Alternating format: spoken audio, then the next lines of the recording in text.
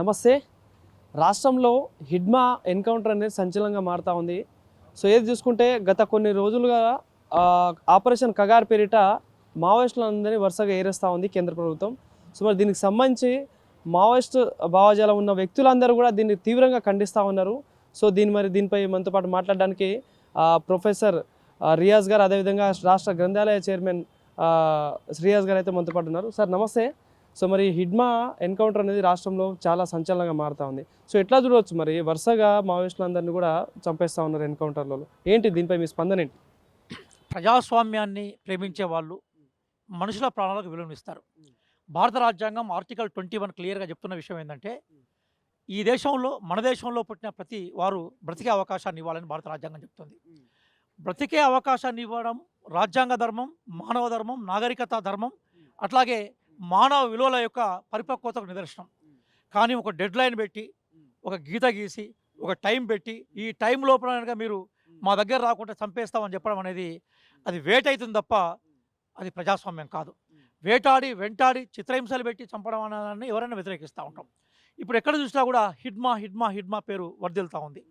హిడ్మాను ఆ రోజు మనం చూడలేదు చరిత్రను, కానీ ఆ రోజు బలిదానం చేసిన అల్లూరి సీతారామరాజు గారితో, భగవాన్ బిర్సా ముండాతోటి, అట్లాగే గొప్ప వ్యక్తులు మహనీయులుగా ఉన్న రామ్జీ గోండు గారితో, కొమరం భీమ్ గారితో ఈరోజు ప్రజలు పోలుస్తూ ఉన్నారు.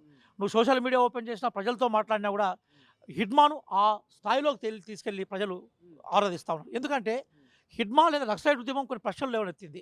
ఆ ప్రశ్నలకు పరిష్కారం రాజ్యాంగంలో ఉంది.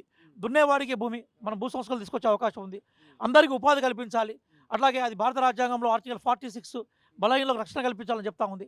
అంటే ఈరోజు నక్సలైట్లు లేవనెత్తిన ప్రతిపక్ష రాజ్యాంగంలో సమాధానం ఉన్నప్పుడు, రాజ్యాంగంలో ఉండే సమాధానాల ద్వారా మనం ఈ సమస్యలకు పరిష్కారం చూపాలి. కానీ అది చేయకుండా మనం కేవలం వేటాడాలి అని మాట్లాడడం అనేది దుర్మార్గం. ఇంకో విషయం ఏంటంటే, చాలా దౌర్భాగ్యమైన విషయం ఏంటంటే, ప్రశ్నించిన ప్రతివాణి అర్బన్ నక్సలైట్ అంటున్నారు. మేమేమంటున్నాం అంటే, దోపిడీ ఉంది. భారత రాజ్యాంగంలో మనకి ఆరో హక్కు మనకి ఏం చెప్తా ఉంది? దోపిడీకి వ్యతిరేకంగా నిలబడని చెప్తా ఉంది. 5వ హక్కు, 6వ హక్కు, 4వ హక్కు, ఇవన్నీ దానికి సంబంధించినవే. మొదటి హక్కు సమానత్వం హక్కు కూడా. అంటే దోపిడీని ప్రశ్నించే ప్రతి ఒక్కడు ఈరోజు ఏమంటున్నాడు? ఈ ఆదివాసుల కాళ్ళ కింద అద్భుతమైన ఖనిజ సంపద ఉంది కాబట్టి దాన్ని అదానికు అప్పచెప్పడం కోసము, అంబానీకి అదానికి అప్పచెప్పడం కోసం బేసికల్గా ఆదివాసుల మీద దండయాత్రలు చేస్తాం, నక్సలైట్ ఉద్యమాన్ని నిర్మూలించే ప్రయత్నం చేస్తారు ప్రజలు అంటున్నారు. నేను అనట్లేదు, ప్రజలు అంటున్నారు. ఆ అంటున్న నేపథ్యంలో మీరు చేస్తున్న ప్రక్రియ దోపిడీకి సంబంధించింది. దోపిడీ ప్రశ్నిస్తే అర్బన్ నక్సలైట? భూస్వామ్యులు ఈ తెలంగాణ లాంటి ప్రాంతాల్లో, బెంగాల్ ప్రాంతంలో అనేక మంది రైతు కూలీలను హింసించారు. అంటే భూస్వామ్య విధానాన్ని ప్రశ్నిస్తే అర్బన్ నక్సలైట? పెట్టుబడిదారీ విధానంలో విపరీతం దోపిడీ ఉంటుంది. పెట్టుబడిదారీ విధానాన్ని ప్రశ్నిస్తే అర్బన్ నక్సలైట్ల? దొరలను, ధనవంతులను ప్రశ్నిస్తే అర్బన్ నక్సలైట్ల? మరి ఇట్లా మీరు ప్రతి ఒక్కరు ప్రశ్నించడం అర్బన్ నక్సలైట్ల? చివరికి మా పార్టీ నేత రాహుల్ గాంధీ గారు కూడా మీరు అర్బన్ నక్సలైట్లు అయితే, అంటే ప్రశ్నించే ప్రతి ఒక్కరు అర్బన్ నక్సలైట్ అయితే అసలు ఈ దేశంలో, ఈ రాజ్యంలో మీకు పరిపాలించే హక్కే మీకు ఉండదు. మేమే ఉంటున్నాం అంటే, ఎస్, నక్సలైట్ల హింసా మార్గాన్ని మేము వ్యతిరేకిస్తాం. Power flows from the barrels of the gun. రాజ్యం తుపాకీ గొట్టం ద్వారా మాత్రమే మార్చబడుతుంది, తుపాకీ గొట్టం ద్వారా మాత్రం రాజ్యాధికారం సిద్ధిస్తుందని చెప్పే స్లోగన్స్ మేము వ్యతిరేకిస్తాం. అదే సందర్భంలో హిడ్మా బ్రతకడానికి నాకు అవకాశం ఇవ్వండి అని చెప్పేసి ఒక జర్నలిస్ట్కు లెటర్ రాసినట్టుగా మనం చూసాం. అవి పత్రికల్లో కూడా బాగైంది. అట్లాగే విజయవాడలో బేసికల్గా హాస్పిటల్లో ట్రీట్మెంట్ తీసుకున్నట్టుగా మనం చూసాం. అంటే ఒక ట్రీట్మెంట్ తీసుకున్న వ్యక్తిని, నేను రాజ్యం నాకు పరిరక్షణ ఇస్తే, నాకు రక్షణ కల్పిస్తే, నా వాళ్ళకి రక్షణ కల్పిస్తే, నాకు అవకాశం అని చెప్పిన వ్యక్తిని తీసుకుపోయి చంపడం దుర్మార్గం కదా. ఇప్పుడు ప్రపంచ యుద్ధాలు జరిగినాయి, దేశాల మధ్య యుద్ధాలు జరిగినాయి, లొంగిపోయిన ప్రతి ఒక్కరిని క్షమించి వదిలిపెట్టినారు. ఇప్పుడు అదే చర్చ జరుగుతుంది. అంటే ఒక పక్క ఆయన లొంగిపోతా అని చెప్పడం కావచ్చు, వాళ్ళ అమ్మగారితో వీడియో రిలీజ్ చేయడం, ఇదంతా చూస్తూ ఉంటే, అంటే ఆయన లొంగిపోతా అనుకున్న వ్యక్తిని కూడా ఎందుకు ఎన్కౌంటర్ చేయాల్సి వచ్చింది అంటే ఎట్లా చూడొచ్చు సార్ ఇదంతా అంశం? ఇప్పుడు బీజేపీ ప్రధానంగా ధనవంతుల పార్టీ సార్. ఇది దోపిడీ వర్గాలు, దొరలు, భూస్వాములు, పెట్టుబడిదారులు, ధనవంతులను కాపాడే పార్టీ అది. కానీ ఆ పార్టీ బేసికల్గా పేదల పట్ల ఎట్లుంటుంది? పాపం మనం హిడ్మాను చూసాం. హిడ్మా మీద ఎన్ని వదంతులు వచ్చాయి. హిడ్మా తన పూరి గుడిసె మీద తాటి ఆకులను కప్పే శక్తి, ఆర్థిక శక్తి ఉన్నట్టు కూడా కనబడలేదు. పేద తల్లి, గుండెలోని ప్రేమ, ఆదివాసీలు, పూరి గుడిసెలు, అంగీలాగులేని చిన్న చిన్న పిల్లలు, వాళ్ళు హిడ్మా చుట్టూన్నారు. బేసికల్గా హిడ్మా ప్రపంచం అది. అంటే ఎంత పేద పేదలకు వైపు నుంచి హిడ్మా నిలబడ్డాడో మనకు అర్థమవుతా ఉంది కదా. హిడ్మా ఎంచుకున్న మార్గం తప్పుడు మార్గం, మనం దాన్ని ఎవరు సమర్థించాం. కానీ అదే సందర్భంలో నువ్వు ఆ మార్గాన్ని వీళ్ళు బయటకు వచ్చేందుకు కావాల్సిన సౌకర్యాలు కల్పించాలి కదా.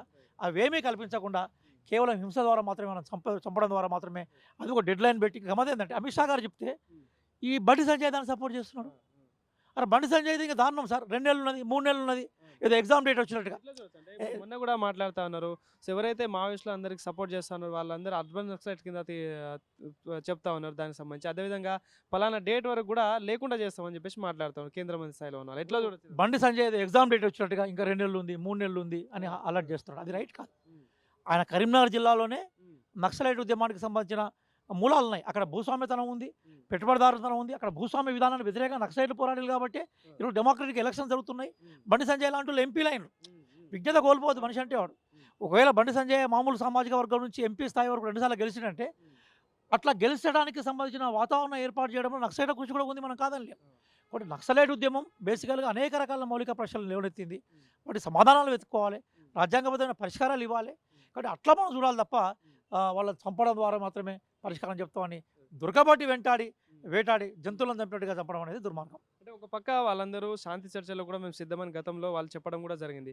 సో మరి ఎందుకు కేంద్ర ప్రభుత్వం మరి దానిపై శాంతి చర్చలు జరపకుండా ఎందుకు మరి ఇట్లా ఎన్కౌంటర్లు చేస్తూ ఉందంటే ఎట్లా చూడొచ్చు ఇదంతా? ఇప్పుడు ఒక విషయం చెప్తున్నాను నేను, అదేంటంటే నాకు తెలిసి కేంద్ర ప్రభుత్వానికి ఆదివాసీల కన్నా ఆదివాసీల పాదాల కింద ఉన్న ఖనిజ సంపద మీద అది వాళ్ళ దోస్తులు అదాని అంబానీకి అప్పచెప్పడం మీద ఎక్కువ ప్రేమ ఉన్నట్టు కనబడుతూ ఉన్నది. ఎందుకంత అడావుడిగా ఆగమాగంపై దొరికినట్టుగా చంపే ప్రయత్నం చేస్తున్నారు. లొంగుబాటు సిద్ధమైన వాళ్ళని కూడా దొరకబడి చంపే ప్రయత్నం చేస్తున్నారు.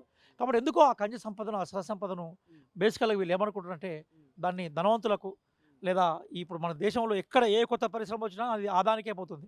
వాళ్ళకి అప్పచెప్పే ఆ కోణంలోనే ఇవన్నీ చేస్తున్నారేమో అనిపిస్తూ ఉన్నది. కాబట్టి నేనేమంటున్నానంటే అది ఆ వైఖరి రైట్ కాదు. ఇంకా భారత రాజ్యాంగం యొక్క అంతిమ లక్ష్యం ఏంటి? సమసమాజ స్థాపన. ఇండియన్ కాన్స్టిట్యూషన్ ఏము to establish socialist pattern of society, సామ్యవాద సమాజాన్ని స్థాపించాలని భారత రాజ్యాంగం చెప్తుంది. కాబట్టి భారత రాజ్యాంగం చెప్పిన వాటిని పట్టించుకోకుండా ఈరోజు వేటాడి చంపడం ఏదైతుందో దుర్మార్గం. ఇట్లే కనుక కొనసాగితే ఖచ్చితంగా బీజేపీ ప్రభుత్వం ఏదైతుందో అది మూల్యం చెల్లించక తప్పదు. అది తప్పు. నేనేమంటున్నానంటే మీరు అవకాశాలు ఇవ్వండి, బ్రతకడానికి సంబంధించిన అవకాశాలు ఇవ్వండి, బ్రతికే వాళ్ళకు అవకాశాలు ఇవ్వండి, ఉద్యోగ అవకాశాలు పెంచండి. ఆదివాసీ తండాల్లో గుడాల్లో జనజీవన స్రవంతిలోకి తీసుకొచ్చే ప్రయత్నం చేయండి. హాస్పిటల్స్ పెట్టండి, స్కూల్స్ పెట్టండి, రోడ్లు వేయండి, వైద్య సౌకర్యాలు పెట్టండి. కానీ అవన్నీ చేయకుండా వాళ్ళ డిమాండ్ల గురించి పట్టించుకోకుండా వాళ్ళ కాళ్ళ కింద ఉన్న ఖనిజ సంపదను దోచుకోవడం కోసం మనుషులను చంపడం అయితే దుర్మార్గం. కాబట్టి నక్సలైట్ల పేరు మీద ఆదివాసీల మీద, నక్సలైట్ల పేరు మీద గిరిజనుల మీద, నక్సలైట్ల పేద మీద పేద ప్రజల మీద దుర్మార్గాలు చేయడం అది ఇంకెంత దారుణం అంటే వాళ్ళ అమ్మను చూస్తే అమ్మ ఎవరికైనా అమ్మే కదా, వాళ్ళ అమ్మను కూడా ఆ ఫోటో తీసి ట్రోలింగ్లో గురి చేస్తూ ఉన్నారు. వాళ్ళ అమ్మ మీద చాలా పేదమ్మ, కడుపులో పేగులు తప్ప మరేమీ కనిపించని అమ్మ, నెత్తి మీద కొంగు, కడుపులో పేగులు తప్ప ఏమీ కనిపించని అమ్మని హిడ్మా అమ్మని పట్టుకొని మొత్తం వీడియోలు తీసామేది దుర్మార్గంగా ఆమె గురించి రాస్తాను, నువ్వు ఎట్లాంటి వాడికి జన్మనిచ్చినావు అని చెప్పేసి. ఈరోజు నక్సలైట్లకు పోలీసుల మధ్య జరుగుతున్న యుద్ధంలో కొన్ని సంఘటనలు జరగచ్చు. ప్రతి దానికి హిడ్మానే ఉండడు. పెద్ద ఇప్పుడు మావోయిస్ట్ పార్టీ చాలా పెద్ద ఆర్గనైజేషన్ కదా, 19 రాష్ట్రాలు విస్తరించిన ఆర్గనైజేషన్. అరే ఎక్కడ నేరమైనా కూడా హిడ్మా ఒక్కడే దాన్ని చేసినట్టుగా చేయడం, మనిషికి పరిమితులు ఉంటాయి కదా.